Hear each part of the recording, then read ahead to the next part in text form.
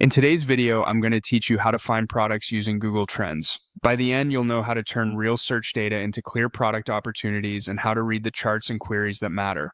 First, open your browser and head to Google Trends. This is Google's free tool for seeing what people are searching for over time. Once you're on the homepage, click Explore. That takes you to the main dashboard where all the analysis happens. Click into the search bar to add a search term. Before you type anything, have a product idea in mind. Start broad so you can see the big picture. Think in general categories, not brand names. For example, let's type running shoes. This makes it easy to spot patterns without getting lost in super specific niches right away. Now fine-tune your view. Choose the country you want to analyze so the results match your target market.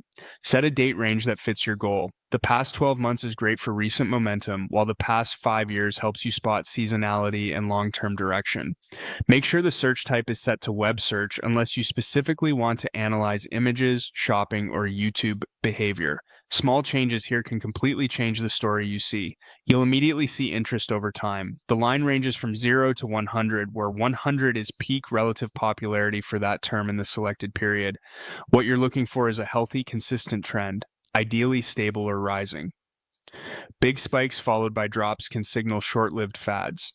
If you see repeating peaks around the same months each year, that's seasonality, which can be a great planning advantage. Take a closer look at the graph. Hover over points to read exact values and dates. Notice if the baseline is creeping upward over time. That's a sign of growing demand.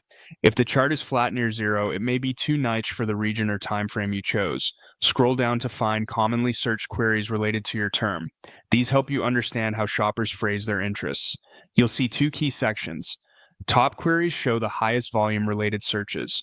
Use these to identify core keywords, product variations, and attributes people consistently care about, things like size, material, or use case. Rising queries highlight what's gaining traction right now. Breakout tags indicate explosive growth from a low base. These can reveal emerging sub-niches or new features to watch. Validate them against the interest graph to avoid chasing fleeting spikes. That's the workflow. Explore, enter a product idea, refine the filters, read the interest over time, and mine top and rising queries to guide your product selection and positioning.